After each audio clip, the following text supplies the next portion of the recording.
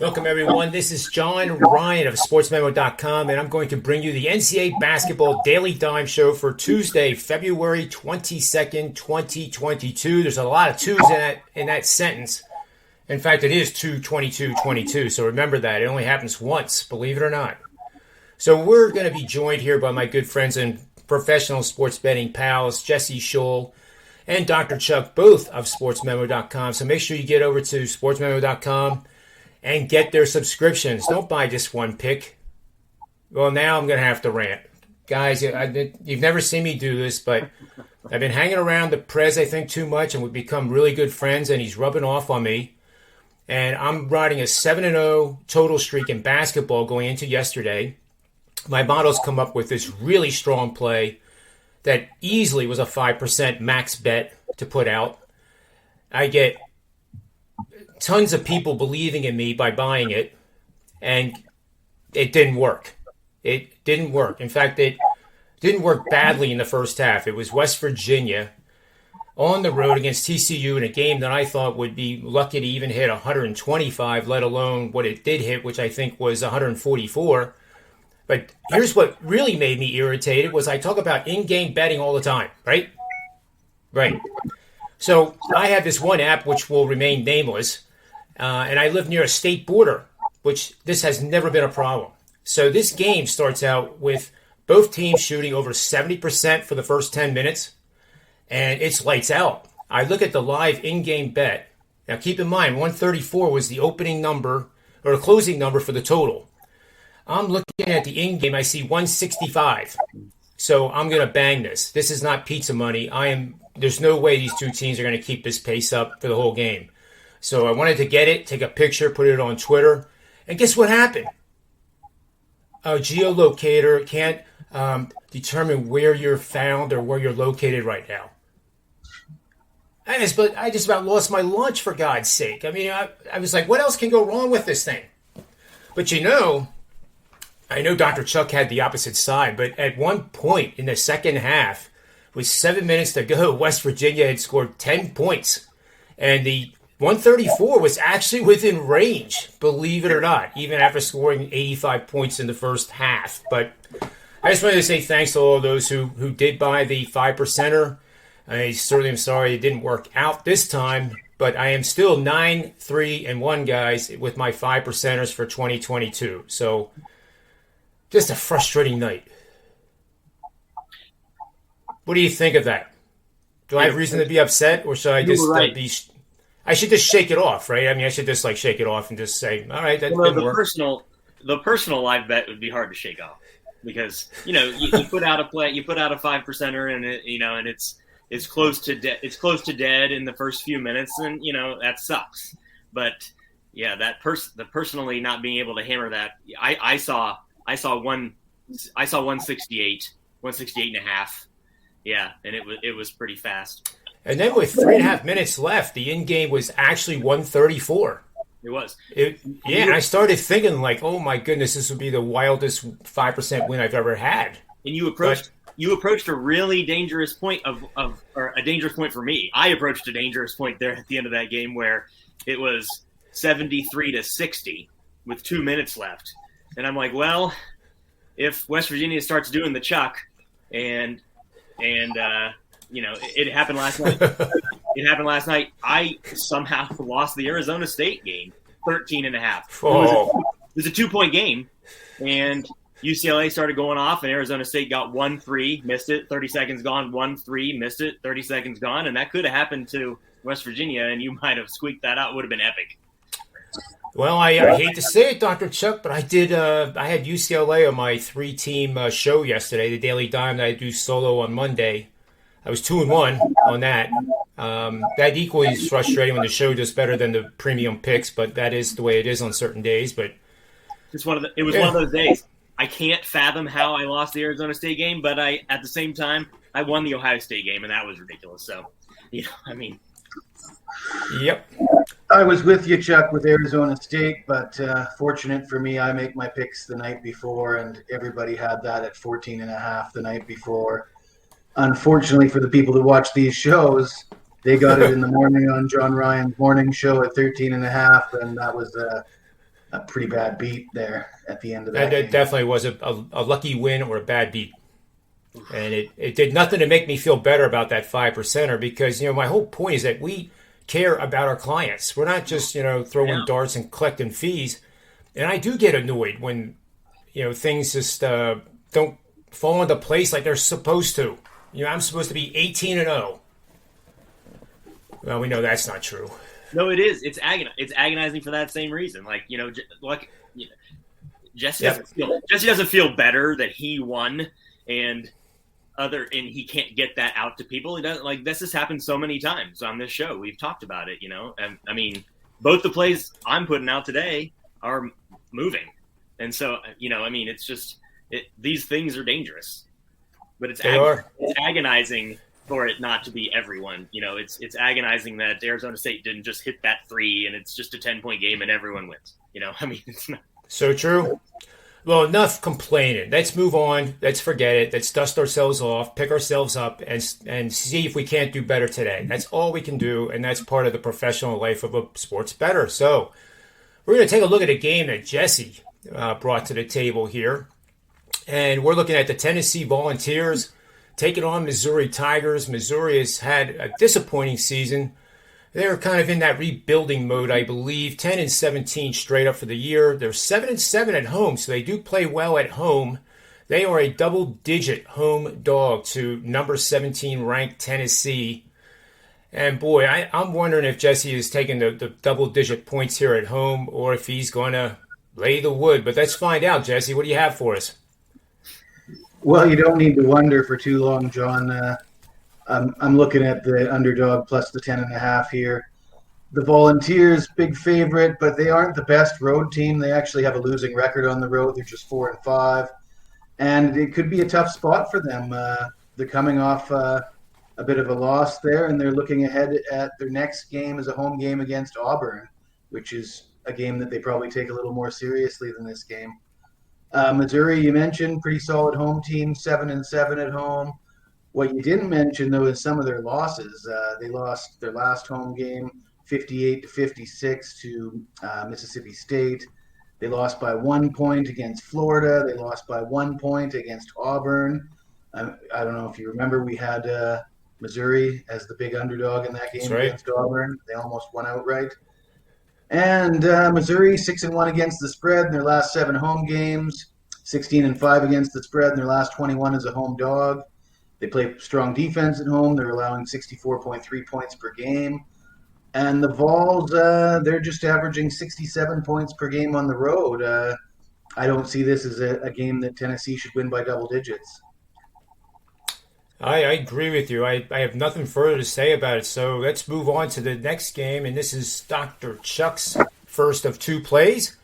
Staying in the SEC, we have an Arkansas team that I guess kind of got overvalued early part of the season and hasn't been in the rankings for a while until recently. They're number 18 right now, going up against a Florida team that is truly having a disappointing season despite being 17-10 straight up. They are 12-3 at home, however, and in those home games they're 9-6 against the number. Not too bad there, but Arkansas is 5-2 on the road against the spread, and that is spanning their last 7. So, Dr. Chuck, I see this game at Florida at Pick'em right now. 45% of the bets are on Florida, 55% on Arkansas. Take it away and tell us where you're going with this game. This might be, and I don't want to sound like I'm just sloughing off this analysis, but this might be the easiest analysis that I'll have on the show. I will gladly fade the team that doesn't even travel, stays at home off of the key win against Auburn that I don't think was really a lot of their doing. Auburn's sloppy. They don't look good. Bruce Pearl is getting a lot of crap for not even getting the ball in Jabari's hands with the chance to win the game there, turning it over. Florida couldn't put the ball in the hoop either and still got that win. Arkansas, the theme of my show today is going to be defense. Arkansas defense, per Bart Torvik, is the best defense in the last 2.5 weeks by a lot. Gonzaga has an 85 defensive efficiency. Houston is right in there with an 86. Arkansas is an 80. It's an 80 defensive efficiency that they've posted, which if you can post something in the 90s for a season, you're an epic defense. And they're just, they had that same post-Auburn letdown spot against Alabama, but they played their butts off in that game and still only lost by 1. And I just don't think, you're going to give me the public sees a team at home that just beat the team and they might get a point. They are a pick 'em against Arkansas. And if people aren't paying close enough attention to the actual metrics, having a net rating of 30 plus is going to beat most anybody. It doesn't really matter if it's in Gainesville. And I guess Mike White thinks his team had a moment. Well, they had a moment that I think ends tonight, and I don't really think it's all that close. Honestly, I would take Arkansas up to -3 on the road here, but I think they win by a half dozen. And I'm with you on that one too. I can't make a case for the other side at all. And the fact that Florida is playing in Gainesville and only a pick, I think the market is telling you that Arkansas is the right side. Good job there, Dr. Chuck. Now we'll move on to my play here. We're looking at Kansas State, who is 14-12 winning record on the season. They are 14-10 with 2 pushes against the number over the last 10, 5-5, 6-3-1 against the number. So they've been, if you've been back in Kansas State, you've been doing pretty good. ATS, they're 8-2 with no pushes on the road, which is outstanding. But they're going against the Kansas Jayhawks, number 5 in the nation.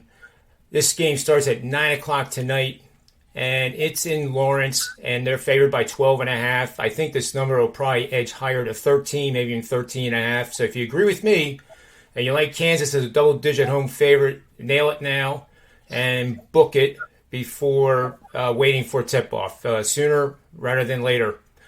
Kansas is 22-4. And about a month ago, the media was thinking that there was something wrong with this team. And granted, it was. The big men were not scoring. And they were largely inconsistent. And that has all changed now. So I see this as a game that Kansas is just a hungrier team. Of course, Kansas State needs to win this game to improve their resume. That would be a huge resume builder for a team that's 14-12. But when you look at the talent and you look at the matchups, this could get into a win by 20 or more points, in my opinion. That's what my one model is actually saying. Kansas State is 1-8 against the spread off a road loss against a conference rival spanning the last 2 seasons. Kansas is 8-1 against the spread in home games when facing a shooting team making 42% or less of their shots for the season in games played over the last 3 seasons. And Kansas, in that one angle, has won by an average of 27 points in those 9 games. So I am on Kansas -12.5, and I wouldn't be afraid even if it was -15, guys. It's a 3-unit bet, and that's how I feel about it. Let's move on to the next pick here, and that is going to be, let's return to Dr. Chuck here with Kent State. Kent State, 8 straight wins, covering 7 in a row, shooting 50% or higher in 4 of those 7 games. They're home, taking on Ball State, and you would think that they would have to be a double-digit favorite, but they're not. They actually opened at 10. They're now -8.5. Despite 63% of the tickets being bet on Kent, this number is coming down, which is kind of a flag to me initially, at least, that early money has been bigger on Ball State. But when you look at these 2 teams, Kent State is the superior team. They're 17-9 in the season. They're 9-4 at home against the spread. 13-10, 6-4-1 against the spread in those home games. And Ball State has not been good on the road. 3-8. And 4-7 against the number. Take it away, Dr. Chuck, and tell us where you're going with this one. Pretty commonly, I am they call me like a babysitter of the line, and that I think that is important. You do want to get ahead of the line. We've talked about this before, that some bettors think getting the best of the number is better than even winning the bet, but sometimes it just doesn't matter, and in this case I just don't think it matters. I made Kent State to be 14, similar to what you said about Kansas. Kent State has been so good on offense, and they have the size that a lot of the MAC teams don't have that they can take advantage of, like they did in beating Toledo and Ohio back-to-back. And I suppose Vegas is expecting us to all see a letdown coming. This is still at home, though. And sure, if you beat the top 2 teams in the conference in a row, and then you're going to host a team that you probably could overlook, then I suppose that's the case. But Ball State is just it'd be hard to trust this team no matter how many points you were getting. Ball State can beat Toledo at home and then follow it up by losing to Central Michigan, which is just about like beating Kansas and then losing to Cal Poly. And so, I mean, it's not a team that I can trust. I would take 8.5 or 9.5. I got it at 9.5. I think that's plenty. Defense. So we talked about this. I focus in NBA. I do a lot of last 5 game analysis. In college basketball, I do 2 weeks. They're an 84.9 defensive efficiency on our tournament. It's the 3rd best in the entire country. Arkansas's number 1, Georgia State's number 2, Kent State's number 3. And they're doing it on offense as well. Ball State can't score, and they have a turnover problem. And Kent State has not only been efficient on offense, posting a high 50 effective field goal percentage, but they're holding opponents to sub 50. And so it's one of those things where I'd almost lay 8.5 in the first half. And when that's the case, I did make this to be 14. And so I just think this is a cruise that I don't think you have to worry about the Flashes letting down here. I think Senderoff has this team focusing in on winning the conference as a surprise rather than like being in a letdown spot against Ball State midweek. I love it. So there you have it. Dr. Chuck is on Kent State. And we are moving to the 5th and final play of the Daily Dime Show with Jesse Schule here in a marquee matchup of Big Ten opponents. Michigan State taking on Iowa tonight at 7 o'clock Eastern Standard Time. Iowa opened as a 7-point home favorite. A bit surprising there. Not surprising that the line has come down now to Iowa -6. Iowa is 18-8. They have not been ranked all season, despite having the nation's best assist-to-turnover ratio and the 4th highest scoring offense in the land. So it's kind of mind-boggling they haven't popped in the top 25 yet. Maybe a win here would do that. But Michigan State is a team that is ranked, and they are 24th in this week's edition. They're 18-8, 13-12 against the number. They are 5-3 on the last 8 road games. So, Jesse Schule, tell us what you see as a great bet opportunity in this matchup. Well, I locked this one in at +6.5. The Spartans are coming off back-to-back losses, but they lost by 4 to Penn State. They lost by 3 to Illinois, and the points stand out to me. I mean, Iowa deserves to be a favorite. There's no doubt about that on their home court, but 6.5 points against a team like Michigan State that is actually pretty good on the road. Michigan State's one of those teams that has a winning record on the road. Not a lot of teams can say that. In fact, another surprising stat for Michigan State is their defense is actually better on the road than it is overall. They've allowed fewer points in road games than they have in home games. And the Spartans 8-3 against the spread in their last 11 coming off a loss. The road team has actually covered in 4 straight head-to-head meetings between these two teams. Iowa, as good as they had played, they're coming off a loss to Michigan, the Wolverines, in their last home game. And I think they have a good chance of losing to another Michigan team here at home tonight. Oh, I love it, Jesse. Money line sprinkle on both my dogs today, I think. Oh, absolutely. I think Michigan. There's nothing I like better than taking that loss. Kobe was back. They took that loss and they got out of town. And I don't think Iowa's home court advantage is anywhere near enough to be this. This is ridiculous. Yeah, I think Sparty wins this. Excellent stuff, guys. That is our 5 picks for the Daily Dime Show for 2/22/22. And I want to challenge our viewers. That's what I want to do today. We are getting and growing fast, but our likes are just not growing as fast as our viewer growth.